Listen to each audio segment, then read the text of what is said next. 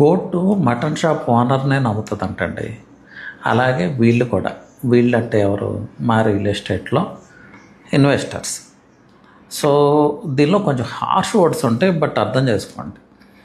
NRIs అండి పర్టికులర్గా వస్తారు, వాళ్ళకి ఏదో ఇన్వెస్ట్ చేయాలని ఉంటుంది, కొన్ని వెంచర్స్ విజిట్ చేస్తారు, షార్ట్ లిస్ట్ చేస్తారు, ఆర్గనైజేషన్ నచ్చుతుంది, ఒక ట్రస్ట్ ఫ్యాక్టర్ కూడా క్రియేట్ అవుతుంది. బట్ రియల్ ఎస్టేట్లోనండి ఇన్విజిబుల్ ఫియర్ ఎప్పుడూ ఉంటుంది. ఏమన్నా రాంగ్ స్టెప్పా, ప్రైస్ ఎక్కువ అనే భయం.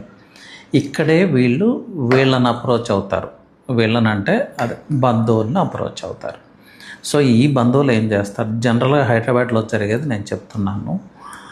ఈ బంధువులు ఏం చేస్తారంటే వీళ్ళు చూసిన ప్రాపర్టీస్ అన్నిట్లో ఏవో ఒక మిస్టేక్స్ పట్టుకుని ఆ డీల్ క్యాన్సిల్ చేపిస్తారు. తర్వాత ఇంకెక్కడో ఇన్వెస్ట్ చేపిస్తారు. ఎందుకు ఇన్వెస్ట్ చేపిస్తారంటే దానిలో వీళ్ళకి లార్జ్ ప్రాఫిట్స్ వస్తాయి, కానీ ఇన్వెస్ట్ చేసిన మీరు మాత్రం మునిగిపోతారు. అందరూ ఇలాగే ఉంటారంటే అందరూ కాదు, 9/10 ఇదే పరిస్థితి. మీరు ఎవరితో వెళ్ళాలి, మీ బ్లడ్ రిలేషన్, మీ బ్రదర్ సిస్టర్, మీ మదర్ ఫాదర్, ఇంతకు మించి వెళ్ళొద్దు.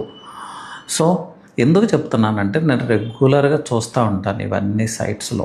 మావయ్య అని బాబాయ్ అని ఎవడో వస్తాడు, వాడు సైట్లో చేసే ఓవర్ యాక్షన్, ఒక టేప్ తీసుకురా కొలుస్తా అంటాడు, ఒకడేవో పిచ్చి పిచ్చి క్వశ్చన్లు వస్తాడు, అడుగుతాడు, వాడు ఇప్పుడే ఎర్రగడ్డ నుంచి వచ్చాడా అన్నట్లు ఉంటుంది.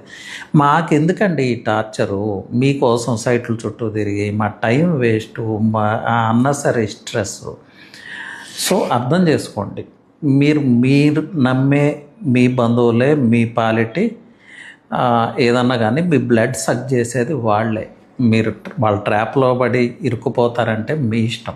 మీరు ఇన్వెస్ట్ చేయనా పర్వాలేదు, కానీ ఇలాంటి వాళ్ళ ట్రాప్లో పడద్దు దయచేసి. సో అర్థం చేసుకోండి, ఇదే హైదరాబాద్ రియల్ ఎస్టేట్లో జరుగుతుంది. Thank you.